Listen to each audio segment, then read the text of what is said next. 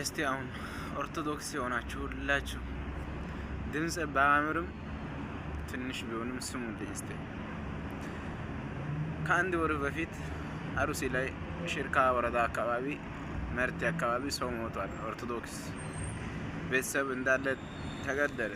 ህጻናቶችን እግርም የተቆረጠ አንገትም የተቆረጠ የተረፈ 2 ሰው 3 ሰው ተረፈ፣ ሌላውም ሞተ። ዛሬ ደግሞ ወሩን ጠብቆ አሁን 20 ምናምን ሰው ሞተ። ዝምታ ፍርሃት ነው ወይስ እምነት ነው? እግዚአብሔር እኮ ለኛ ሙሉ ህልና ሰጥቷል፣ አእምሮም ሰጥቷል። በዛ ለአስበን ራሳችን መከላከል እንዴት ያቅተኛል? በጣም አናደኝ። ኦርቶዶክሳውያን እስቲ ንቁ።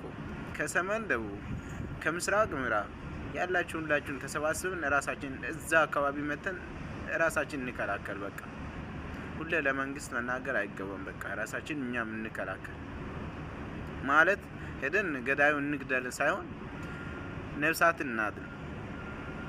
ለምንድን ነው ማንደራጀው? በቃ ለምንድን ነው የኛ ቤተሰቦች ለምን ይሞታሉ? ሄዶ አንድ ሙስሊም አልሞተም፣ አንድ ፕሮቴስታንት አልሞተም። ለምንድን ነው እኛ የምንገደው? አልዘረፈም፣ የሰው ሀቅን አነካም። ለምንድን ነው ክርስቲያን በየቀኑ በራሱ ማሳ ላይ የሚገደለው? አሩሲ ሲኦል ናት እንዴ ለክርስቲያኖች?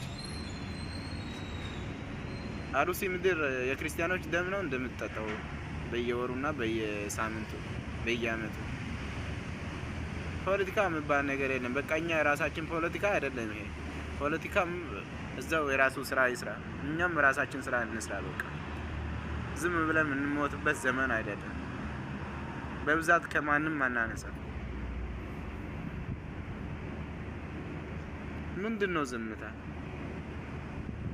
እንዲህ እየሆነን ማለት አንድና ሁለት እየሞተ አንድና ሁለቱን እየሞተ አንድና ሁለቱን በግድ እየሞተ እያለቀ እየቀነሰ ነው የሚመጣው። ይሄን ማወቅ አለባችሁ። ቅናሶ እየተደረገ ነው።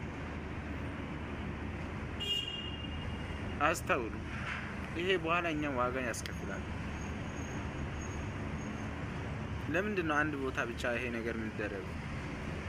ሌላ ቦታ ለምንድን ነው የማይጀምሩት? እንዲህ አሁን እኛ ጋር ደቡብ ላይ መጥቶም ይቀጥላል ማለት ነው።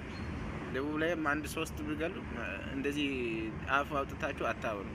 ባለፈው ጉራጌ ዞን ላይ ስንት አባቶች ሞቱ? ዝም ብለን አሳልፈናል። ምንድን ነው